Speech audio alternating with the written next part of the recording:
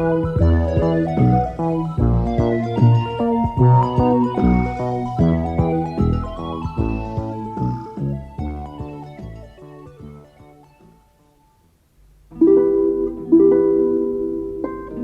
filo di Arianna.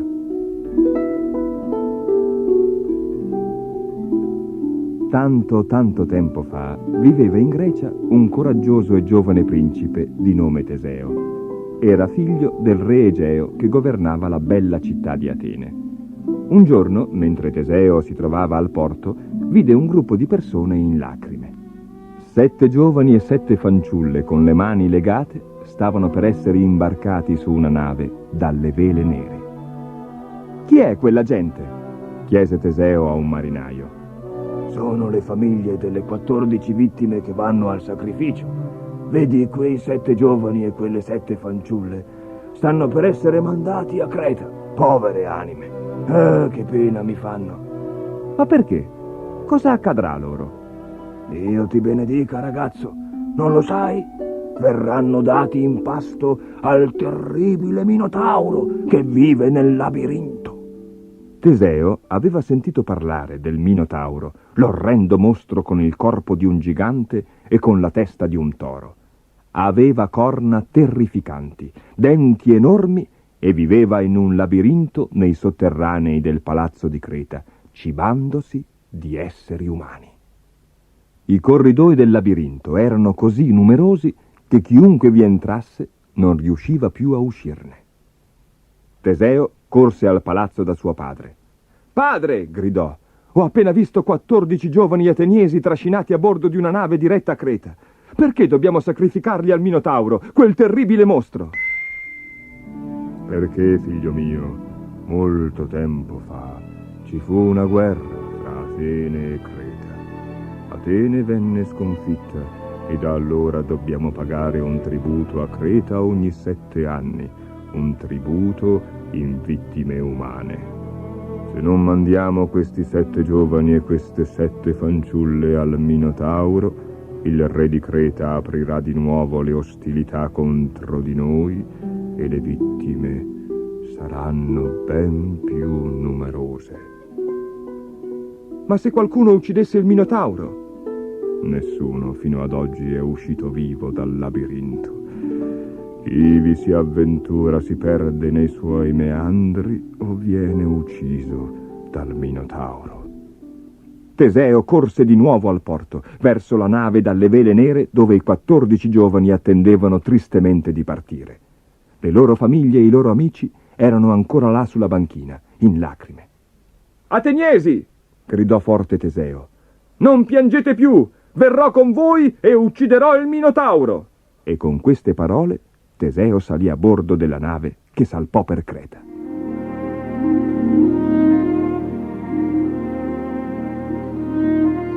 Dopo molte giornate di mare, la nave arrivò alla bella isola di Creta.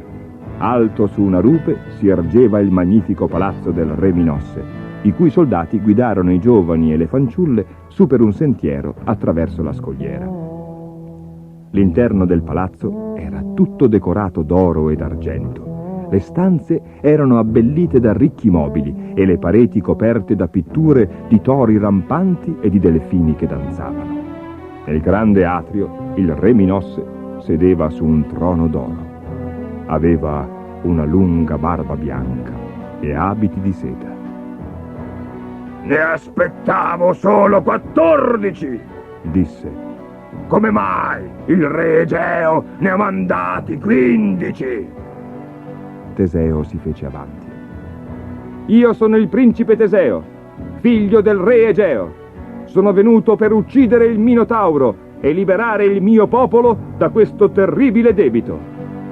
«Parole coraggiose!» lo schernì il re con un sorriso malvagio.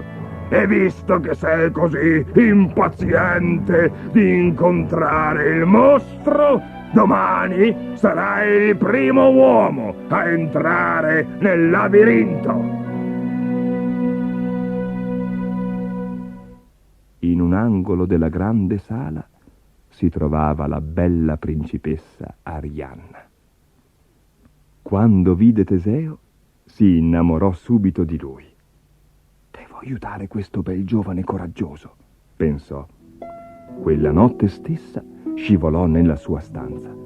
Principe Teseo, sussurrò.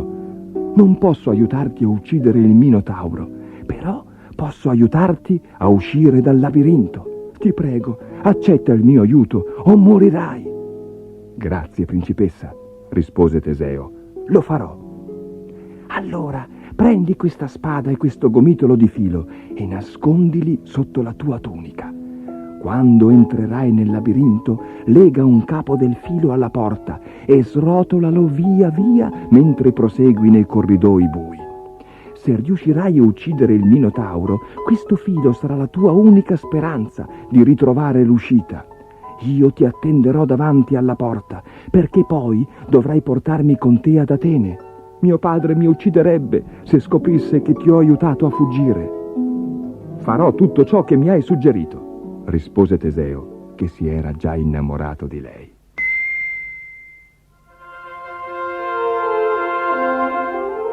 All'alba del giorno seguente, i soldati del re condussero Teseo nel labirinto.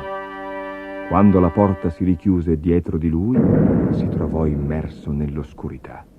Allora prese il gomitolo da sotto la tunica e ne legò un capo alla porta. Toccò con le mani le pareti. Erano di roccia ruvida e pungente. Cominciò ad avanzare tentoni nello stretto corridoio, srotolando il filo man mano che avanzava. Più avanti, alla fioca luce proveniente da una fessura, poté vedere mucchi di ossa e teschi sparsi tutti intorno. A un tratto, un terribile ruggito echeggiò nei corridoi. Teseo udiva i tonfi sordi dei passi del mostro che si avvicinava. Improvvisamente la spaventosa creatura gli balzò addosso, mugghiando e ruggendo. Ma il principe lo scartò con un balzo, appiattendosi contro la roccia. Di nuovo il Minotauro si avventò contro di lui e questa volta Teseo gli sferrò un tremendo colpo al petto. Il mostro cadde all'indietro stordito e il coraggioso principe lo afferrò per le enormi corna aguzze. Il Minotauro ruggì di nuovo digrignando i denti.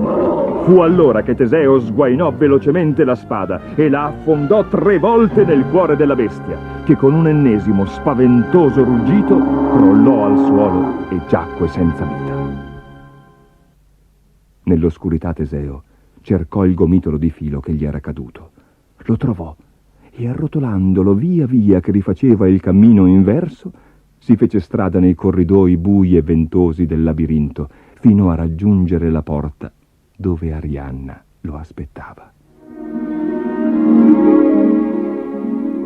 Vedendo Teseo tutto macchiato di sangue, Arianna gli corse incontro e lo abbracciò con ardore. Poi si staccò da lui. «Dobbiamo affrettarci prima che le guardie di mio padre ci trovino», gli disse guidandolo alla nave dove le 7 fanciulle e i 7 giovani attendevano la loro sorte. Ma all'alba di quel giorno non vide altre tragedie, bensì una nave che salpava verso Atene.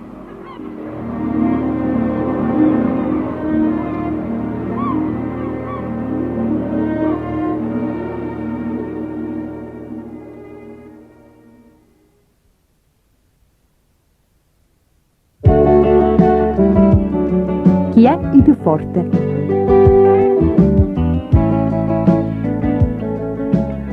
Il vento si dava un sacco di arie come al solito. Io sono il più forte di tutti. Posso sradicare gli alberi e coprire di neve le montagne. Posso fracassare le navi sugli scogli e scoperchiare i tetti delle case.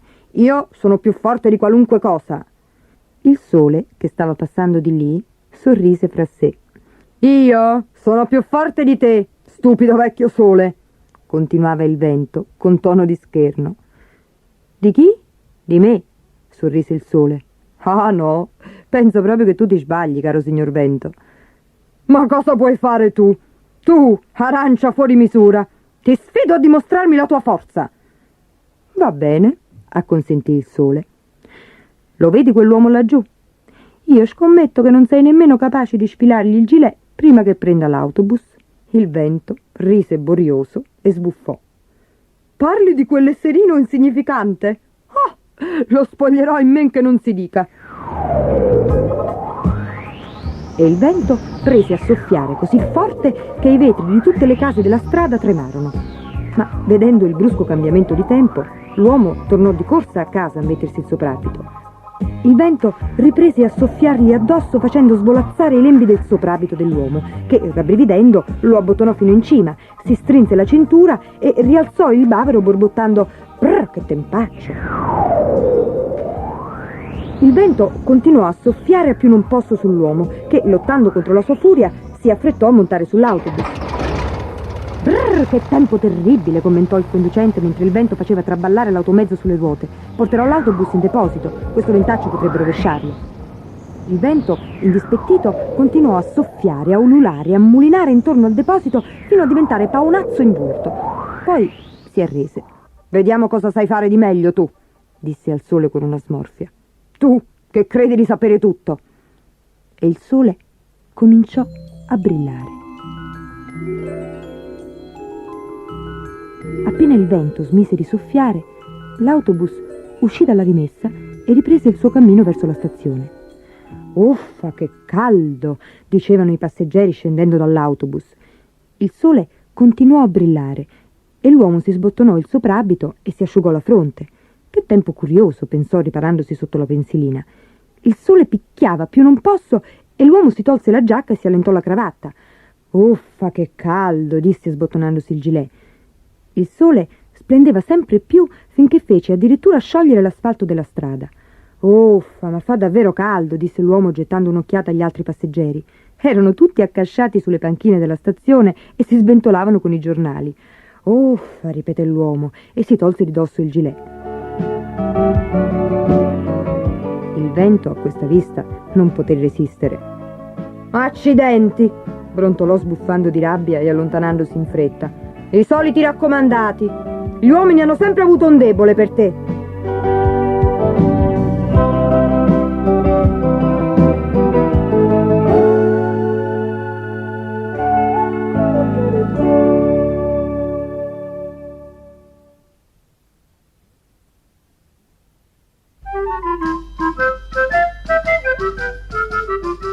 Pinocchio, in cerca del suo babbo.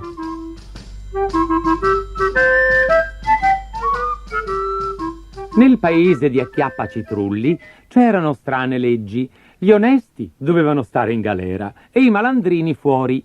Pinocchio venne liberato soltanto quando dichiarò di essere un furfante e un imbroglione matricolato. Figuratevi la sua felicità. Poteva finalmente rivedere il babbo, ma prima era meglio raccontare tutto alla fata nella casina del bosco. Pioveva a dirotto. La strada era tutta un pantano e ci si affondava fino a mezza gamba. A un tratto Pinocchio si fermò e fece 4 passi indietro per lo spavento. Disteso lungo la strada c'era un grosso serpente con la pelle verde e gli occhi di fuoco. Immaginatevi la sua paura. Si allontanò in fretta e rimase ad aspettare. Aspettò 1 ora, 2, 3, ma il serpente era sempre là. Anche da lontano si vedevano i suoi occhi fiammeggianti. Allora Pinocchio, facendosi coraggio, tornò sui suoi passi e con una vocina sottile e tremante chiese al serpente: «Scusi, signor serpente, vorrebbe tirarsi un pochino da parte per farmi passare?» Fu come dire al muro. Nessuno si mosse.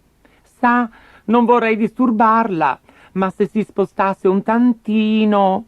Nessuna risposta anche stavolta. Anzi, il serpente chiuse gli occhi e rimase immobile, quasi irrigidito. «Che sia morto davvero?» si chiese Pinocchio fregandosi contento le mani e fece l'atto di scavalcarlo.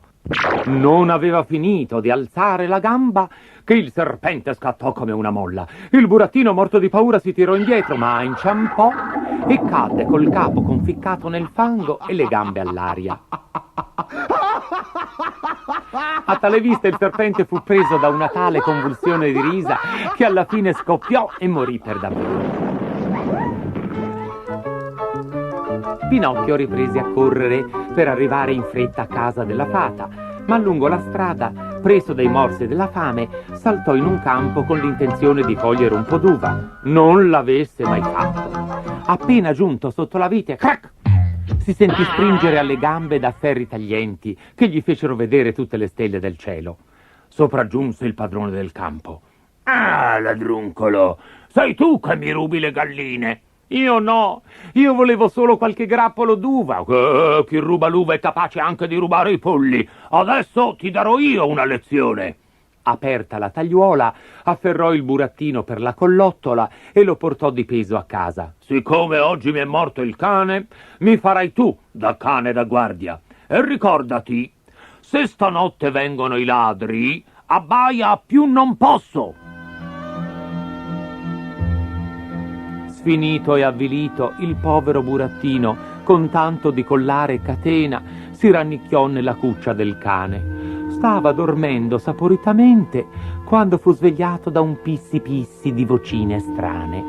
Messa fuori la punta del naso dalla cuccia, Pinocchio vide 4 faine. «Buonasera, Melampo», disse una di esse. «Io non mi chiamo Melampo, sono Pinocchio e faccio il cane da guardia per punizione». «Bene, fa lo stesso. Propongo anche a te il patto che avevamo con Melampo. Una volta alla settimana ruberemo 8 galline e una la daremo a te, a condizione, si intende, che tu faccia finta di dormire e non ti venga l'estro di abbaiare. Ci siamo intesi?» «Anche fin troppo», rispose Pinocchio con intenzione. Le 4 faine, credendosi sicure, andarono di filato nel pollaio e, aperta con unghie e denti la porticina, sgusciarono dentro una dopo l'altra. Lesto come il lampo, Pinocchio richiuse la porticina e la puntellò con una grossa pietra. Poi prese ad abbaiare proprio come se fosse un cane da guardia e con la voce faceva «Bu, bu, bu!». Il contadino arrivò di corsa in camicia da notte, entrò nel pollaio e, viste le 4 faine, le rinchiuse in un sacco. Ah, vi ho prese finalmente! E poi, bravo Pinocchio, sei stato più bravo di Melampo. Per premio ti lascerò andare libero. Ciò detto, gli levò il collare da cane. Pinocchio riprese così la strada maestra. A un certo punto guardò giù nella pianura sottostante e vide il bosco dove aveva incontrato il gatto e la volpe, la cima della grande quercia dove era stato impiccato, ma guarda di qua, guarda di là, non riuscì a vedere la casa della fata dai capelli turchini. Preso allora da un triste presentimento, il burattino si precipitò nel prato dove una volta sorgeva la casina. Al suo posto c'era una piccola lapide in marmo con su scritte queste parole: «Qui giace la fata dai capelli turchini, morta di dolore per essere stata abbandonata dal suo Pinocchio». Come rimase il povero Pinocchio lo lascio immaginare a voi. Cadde bocconi a terra e dette in un gran scoppio di pianto: «Oh, fatina mia, perché sei morta? Perché non sono morto io al tuo posto, che sono cattivo mentre tu eri così buona? E il mio babbo dove sarà? Oh, fatina, dimmi dove posso trovarlo, che non voglio lasciarlo mai più, mai più. Oh, fatina, dimmi che non è vero che sei morta. Se davvero mi vuoi bene, ritorna viva come prima». E mentre si disperava a quel modo, fece l'atto di strapparsi i capelli, ma essendo di legno non poté nemmeno levarsi il gusto di ficcarci dentro le dita. Intanto passò su per aria un grosso colombo che gli gridò: «Dimmi, bambino, che cosa fai costa giù?» «Non lo vedi? Piango!» «Dimmi, non conosci per caso un burattino di nome Pinocchio?» «Altro che se lo conosco, sono io!» Il colombo a quella risposta calò velocemente a terra. «Conosci dunque anche Geppetto?» «Se lo conosco, è il mio babbo. Sai dov'è? È vivo!» «L'ho lasciato 3 giorni fa sulla spiaggia del mare. Si stava fabbricando da sé una barca per attraversare l'oceano. Quel pover'uomo ti sta cercando dappertutto e ora spera di trovarti oltre il mare». «Quanto c'è da qui al mare?» «Più di 1000 chilometri». 1000 chilometri? Oh, potessi avere le tue ali!» «Se mi salti in groppa, ti ci porto io». Il colombo spiccò il volo e salì tanto in alto che quasi toccava le nuvole. Giunto a quell'altezza straordinaria, il burattino guardò in giù e subito fu preso da un tale capogiro che si attaccò ancora più stretto al collo del colombo. L'uccello volò tutto il giorno e tutta la notte. La mattina dopo arrivarono sulla spiaggia del mare. Il colombo posò a terra Pinocchio e, non volendo nemmeno la seccatura di sentirsi ringraziare per aver fatto una buona azione, riprese subito il volo e sparì. La spiaggia era piena di gente che urlava e gesticolava guardando il mare. «Cos'è accaduto?» domandò Pinocchio a una vecchina. C'è una barchetta laggiù che sta per andare sott'acqua. Pinocchio appuntò gli occhi da quella parte e cacciò un grido. «È il mio babbo! È il mio babbo!» Intanto la barca appariva e spariva, sbattuta dall'infuriare delle onde. «Voglio salvare il mio babbo!» E Pinocchio si tuffò dall'alto della roccia. Il burattino, essendo di legno, galleggiava facilmente e nuotava come un pesce. Nella speranza di salvare il suo babbo, nuotò tutta la notte. Sul far del mattino approdò su un'isola in mezzo al mare, dove si riposò e fece asciugare i panni al sole. Sapessi almeno dove sono. A poca distanza dalla riva passò un grosso pesce. «Signor pesce, permette una parola?»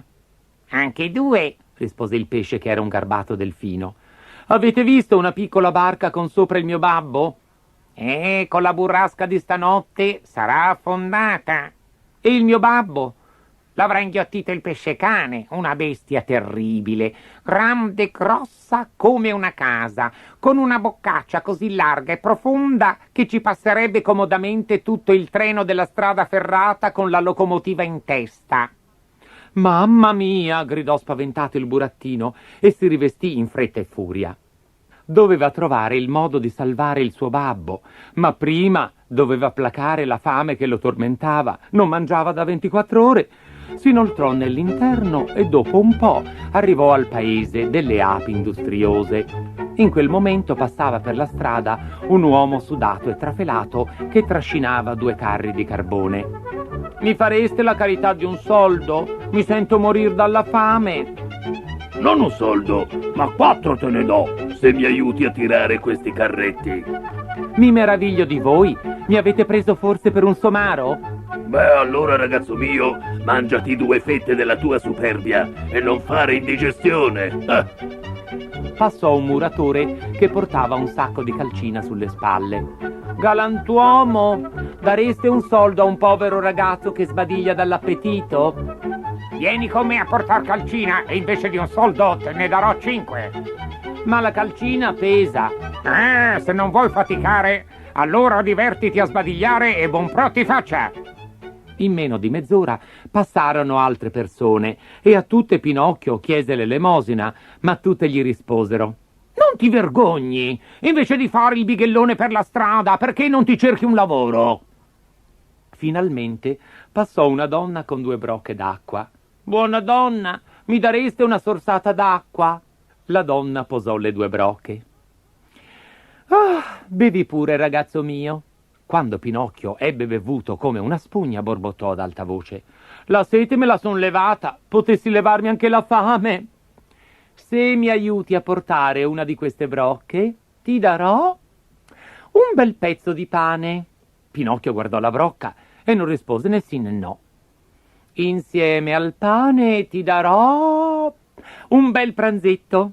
Pinocchio diede un'altra occhiata alla brocca e non rispose né sì né no. «E dopo ti darò un bel confetto». A quest'ultima ghiottoneria Pinocchio non seppe più resistere e portò la brocca fino a casa. Ecco placati i morsi della tua fame». «Non è possibile, la stessa voce, gli stessi capelli turchini. Ma sì, sei la mia fatina». La fata, vistasi riconosciuta, sorrise e lo abbracciò.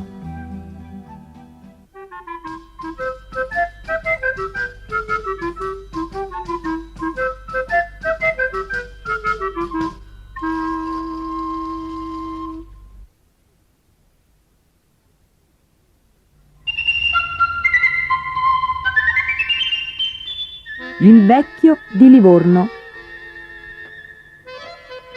C'era una volta un vecchio di Livorno che a sua moglie disse un giorno: alle 12 in punto una sorpresa ti farò, lontano lontano con la barca me ne andrò.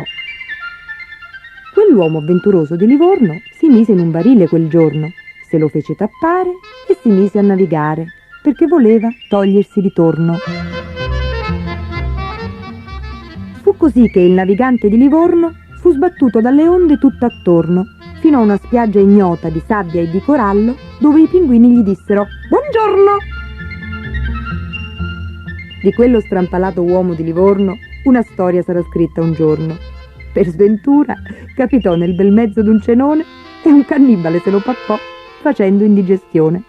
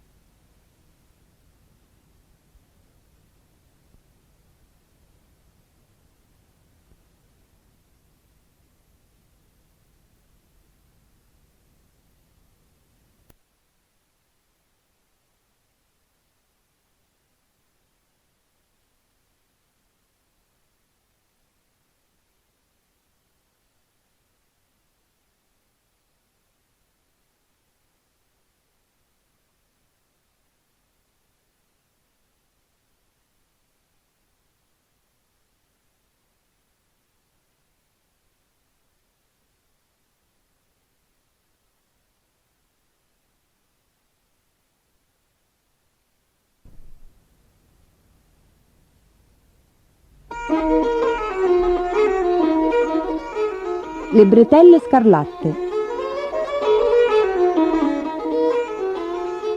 Se c'è una cosa che la gente d'Irlanda conosce bene, sono proprio le abitudini dei leprecani irlandesi.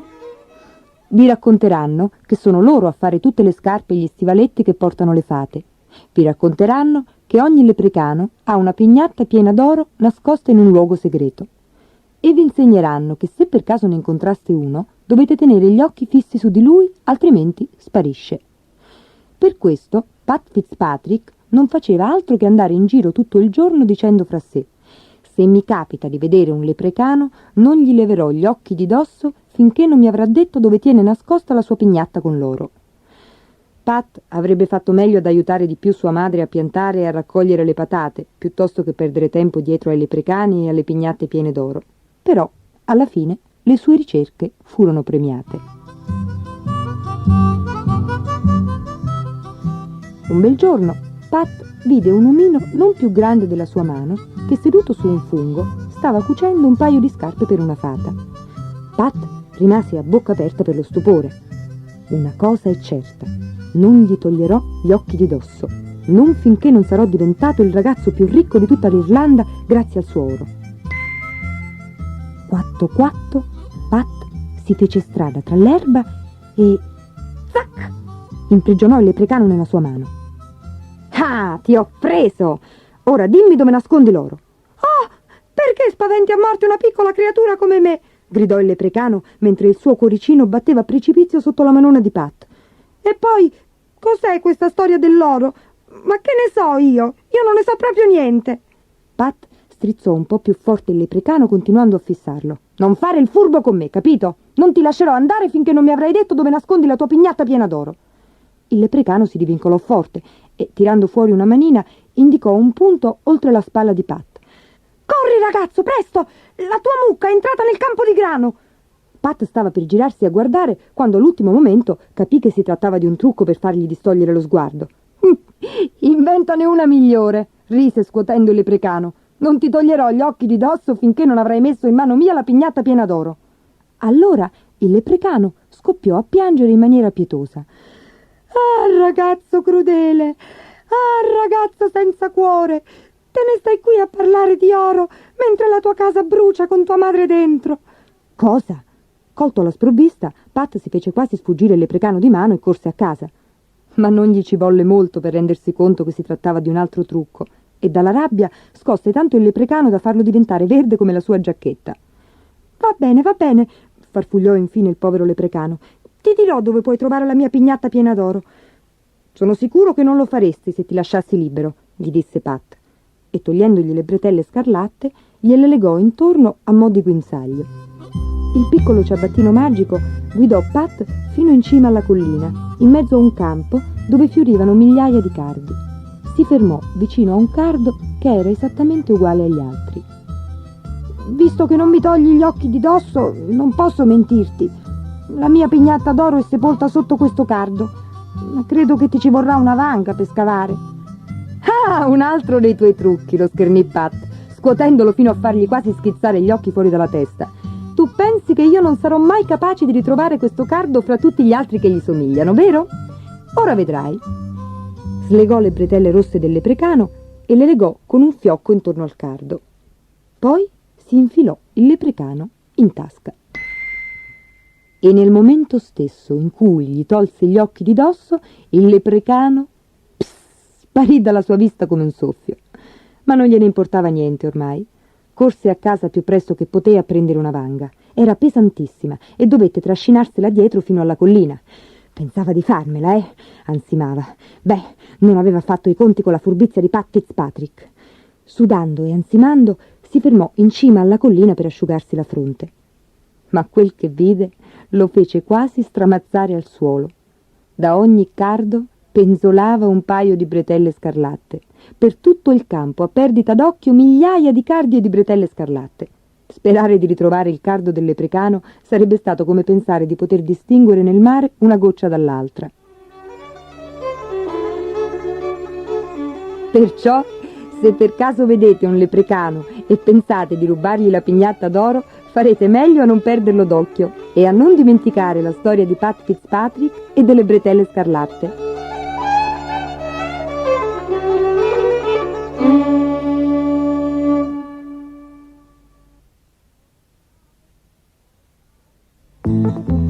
Gorgo l'orco. Nel paese degli orchi rossi, in un villaggio tutto di fango, vivevano una mamma orca, un papà orco e un figlio orchino che si chiamava Gorgo. Il padre di Gorgo era molto, molto grosso. Aveva la pelle rosso scuro, aguzze unghie verdi e verdi erano anche i denti e i suoi 3 corni. Aveva una forza incredibile e una tremenda voce roboante, ma come la maggior parte degli orchi non era molto intelligente. La mamma di Gorgo aveva la pelle di un bel rosso brillante, labbra verdi e scintillanti e un unico corno a righe rosse e verdi. Lei non era grande come papà orco, ma di sicuro era più intelligente, forse perché le orche rosse hanno 3 occhi verdi, mentre gli orchi rossi ne hanno solo 2. Gorgo invece era rosa, come tutti i piccoli orchetti, e non aveva corna. Ma sebbene fosse piccolo, era molto più intelligente dei suoi genitori. Sapeva leggere, scrivere e far di conto. Dovete sapere che per poter diventare rossi, tutti i piccoli orchi devono uccidere un mostro. Al papà di Gorgo piaceva in modo particolare uccidere i draghi e pensava che fosse già venuto il momento per Gorgo di fare lo stesso. Ma a Gorgo non piaceva uccidere nessuno. Anzi, all'insaputa del padre, era diventato amico di un vecchio e saggio drago giallo che si chiamava Zago. Non c'era cosa che Gorgo amasse di più che sedersi nella tana calda di Zago ad ascoltare il drago che gli narrava di terre lontane e dei meravigliosi orchi dorati che erano gentili, coraggiosi e intelligenti. Quando il papà di Gorgo venne a sapere di quella amicizia, si infuriò. «I draghi bisogna ucciderli e non andarli a trovare!» tuonava. «Se vuoi diventare un orco grande e grosso come me, devi uccidere quel drago!» E cominciò a sputar fuori fumo dalle narici e a far lampeggiare le corna.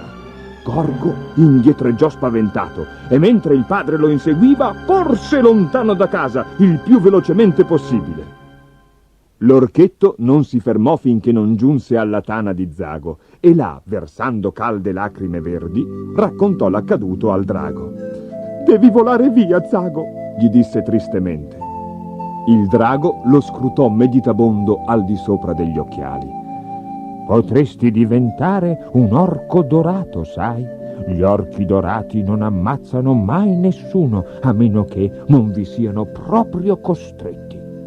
Ma come faccio a diventare un orco dorato? Sicuramente dovrei superare qualche prova speciale, e sono ancora così piccolo. Zago si incamminò verso un lungo corridoio, incitando Gorgo a seguirlo. Molto lontano da qui, all'ombra di una montagna solitaria, c'è una terra i cui abitanti sono sempre terrorizzati. Di che cosa hanno paura? Chiese Gorgo. Di un enorme mostro bavoso che vive sulla montagna. Ogni notte striscia fuori dalla sua tana e si insinua nei villaggi, divorando sia orchi che draghi e lasciando dietro di sé una striscia di bava verde. Gorgo rabbrividì. In fondo al corridoio c'era una stanza piena di vecchie mappe e strumenti misteriosi. Come mai qualche orco coraggioso non ha ancora ucciso questo mostro? Chiese Gorgo. Perché è troppo forte. Lo si può uccidere solo quando è profondamente addormentato nella sua tana. Ma poiché il mostro riesce per magia a rimpicciolirsi, l'ingresso della tana è troppo stretto perché un orco ci possa entrare. Allora io sarei abbastanza piccolo da potermi infilare nell'apertura, esclamò Gorgo. Il drago annui. E potrei ucciderlo con la spada di mio padre. Sì, ma per ucciderlo davvero devi affondargli la spada nel cuore e per raggiungerlo devi strisciare lungo uno strettissimo passaggio e poi traversare uno scivoloso arco di pietra proprio sopra il mostro addormentato. Ci riuscirò, promise Gorgo e corse via a prendere la spada di suo padre. Prima di entrare in casa fece capolino dalla porta. Il padre russava rumorosamente su una seggiola e la mamma non era in casa. Allora, in punta di piedi, si avvicinò alla grande custodia di vetro appesa alla parete, sollevò la spada, se la legò in vita e scivolò via di nuovo. Dopo un po' si trovava in groppa a Zago, che volava sempre più in alto sopra le montagne, in direzione del sole calante. La loro perigliosa avventura stava cominciando.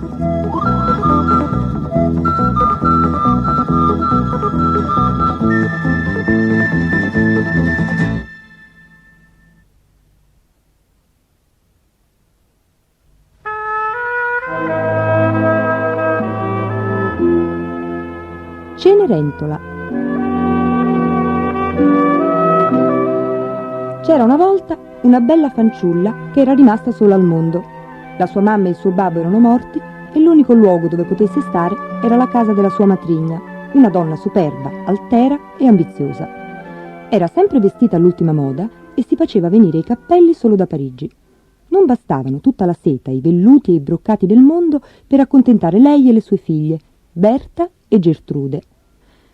La loro madre continuava a dir loro che erano belle come due fiori ed esse le credevano. Ma come potevano non notare i capelli dorati della loro sorellastra, la sua pelle morbida, lo splendore del suo sorriso e la grazia delle sue mani e dei suoi piccoli piedi? La gelosia rendeva le due sorellastre sgarbate e crudeli. Per vendicarsi la costringevano a fare tutti i lavori di casa. E la poverina passava le giornate a strofinare pentole e tegami, a lavare i pavimenti e a spazzare la cenere del camino. Per questo in casa la chiamavano Cenerentola. Porta il carbone, Cenerentola! Lucidami le scarpe, Cenerentola! Pigra, cialtrona, stupida d'una Cenerentola! Alla fine della giornata, Cenerentola era così stanca che non poteva fare altro che accoccolarsi in un angolo del camino e piangere tutte le sue lacrime prima di addormentarsi sfinita. Una mattina il postino consegnò una lettera sigillata con la ceralacca. Dentro c'erano 4 inviti per un ballo a palazzo. Il principe cercava moglie fra le più belle fanciulle del paese. Una ventata di eccitazione pervase la casa. Berta, Gertrude e la matrigna di Cenerentola cominciarono immediatamente a scegliere vestiti e gioielli. Non parlavano d'altro. Incipria la mia parrucca castana, Cenerentola! Cuci questi lustrini, Cenerentola! Stila questa trina, Cenerentola! E non bruciarla, stupida! Cenerentola sopportava volentieri tutto questo lavoro straordinario. Aveva sempre desiderato tanto vedere l'interno del bel palazzo sulla collina e ora stava per riuscirci. E io? Cosa mi metterò? Chiese timidamente. 3 facce strabiliate la fissarono. Tu? Esclamò la matrigna. Non crederai mica di venire anche tu, vero? Berta rise forte. Ma guarda questa stracciona vanitosa! E chi ti guarderebbe? Non la lascerebbero nemmeno entrare a palazzo una sudicia vagabonda come te, sghignazzò Gertrude. Ma l'invito? Da palazzo devono averne mandati 4 per sbaglio, tagliò corto la matrigna, e afferrando il prezioso cartoncino dorato lo strappò in 1000 pezzi, gettandoli ai piedi di Cenerentola. E ora spazzali, rise. Poi pettinami la parrucca. Finalmente il giorno del ballo arrivò. La matrigna si incipriò tanto il naso a patata che finì per assomigliare a una meringa. Gertrude si gonfiò tanto i capelli che alla fine sembrarono una matassa di zucchero filato. Berta si infilò dentro a un abito di broccato color pulce e tutte e 3 si pigiarono nella migliore carrozza della città. Quando le loro voci sguaiate si persero in lontananza, Cenerentola chiuse la porta e non poté trattenere le lacrime che cadevano sfrigolando sulle ceneri calde del camino. A un tratto tutte le candele presero a tremolare. Ondeggiante fra il soffitto e le scale comparve una fata dai capelli bianchi in uno scintillante abito d'argento. Perché piangi, Cenerentola? Cenerentola si portò le mani al viso stupefatta. Oh, la prego, non pensi male di me, ma ci tenevo tanto anch'io a questo ballo. E allora ci andrai. Io sono la tua fata madrina e ti aiuterò. Ma non abbiamo molto tempo. Corri a prendere 4 topini in cantina e portameli in giardino. Troppo stupita per discutere, Cenerentola fece come le era stato detto. Una volta in giardino, la fata chiese a Cenerentola di portarle 2 lucertole e una zucca.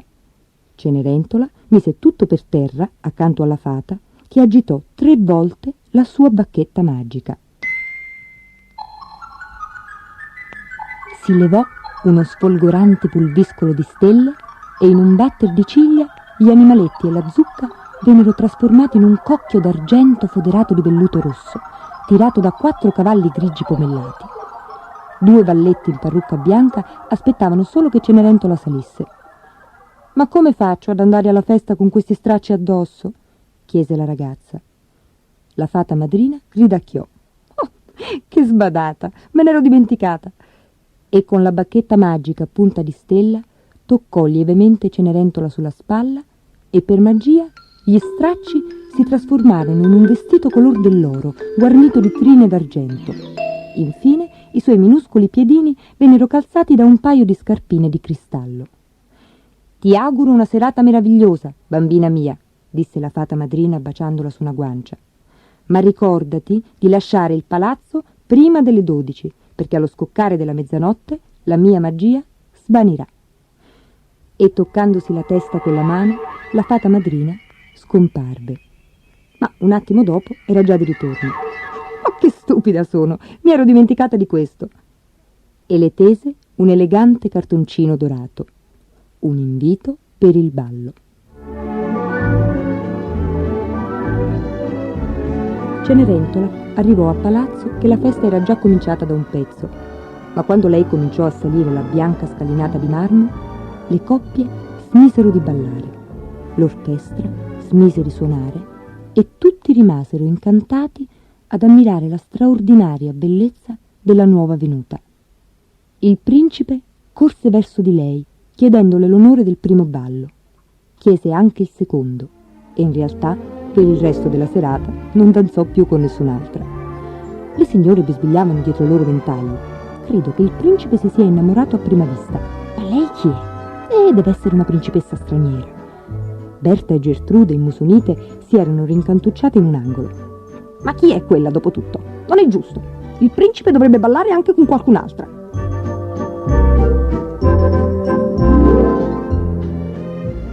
Volteggiando a suon di musica, stretta tra le braccia del principe, Cenerentola aveva completamente dimenticato la sua vita infelice di prima.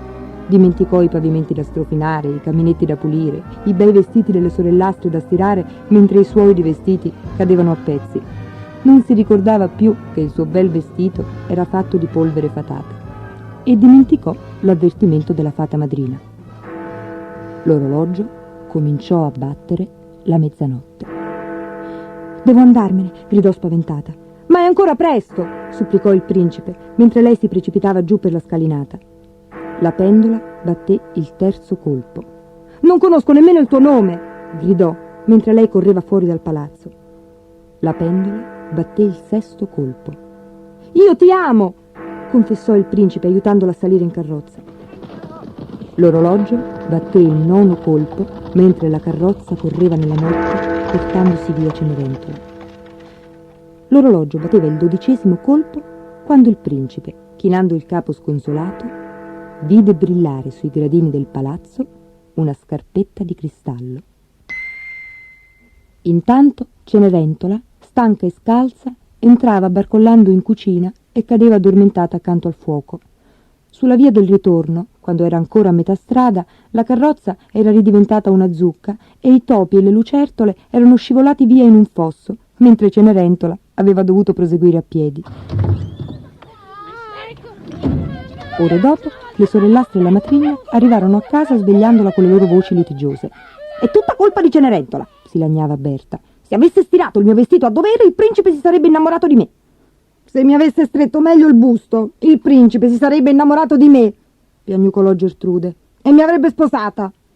«Potrebbe ancora accadere», le rincuorò la madre. «La principessa è sparita, no?» Ma il principe si era messo in testa di sposare la fanciulla a cui apparteneva la scarpetta di cristallo. «È così minuscola, solo lei ha un piedino tanto delicato da entrare in questa scarpina», disse a sua madre. Così, il giorno seguente, la regina fece affiggere un proclama. «Il principe sposerà la ragazza che riuscirà a calzare questa scarpetta». Immaginate che trambusto si scatenò in città quando le fanciulle in età da marito appresero la notizia. «Ah, è mio finalmente», sospirò Berta. «I miei piedini sono così delicati». «Ma se sembrano le zampe di una papera», strillò Gertrude. «Io riuscirò a calzare quella scarpina. Fosse l'ultima cosa che farò in vita mia». La madre rimase in silenzio. Si stava agghindando davanti allo specchio e pensava che sulla sua testa una corona ci sarebbe stata proprio bene. Si udì battere alla porta. Era il paggio del principe che portava la scarpetta su un cuscino di velluto rosso. Berta lo spinse in casa. A me, fammi provare. Prima io», protestò Gertrude. «Se non vi dispiace», si impose la madre spingendole da una parte, «proverò io per prima». Ma sebbene spingessero e strizzassero e cercassero di rimpicciolire le loro dita, nessuna di loro poté calzare la scarpetta di vetro. «Non c'è nessun altro in casa?» chiese il paggio del re. «Nessuno!» dissero in coro tutte e tre. Il paggio lanciò uno sguardo incerto a Cenerentola che se ne stava vicino al fuoco. «Chi? Lei? Ma lei è proprio nessuno, è solo una sguattera. Il proclama dice che ogni donna del paese deve provare la scarpetta», disse il paggio e si inginocchiò davanti a Cenerentola. Il suo piedino minuscolo entrò perfettamente nella scarpina di vetro. In quel mentre il paggio si volse verso la porta, si tolse il cappello con deferenza e fece un profondo inchino. Sulla soglia era apparso il principe. «L'ho trovato, vostra altezza!»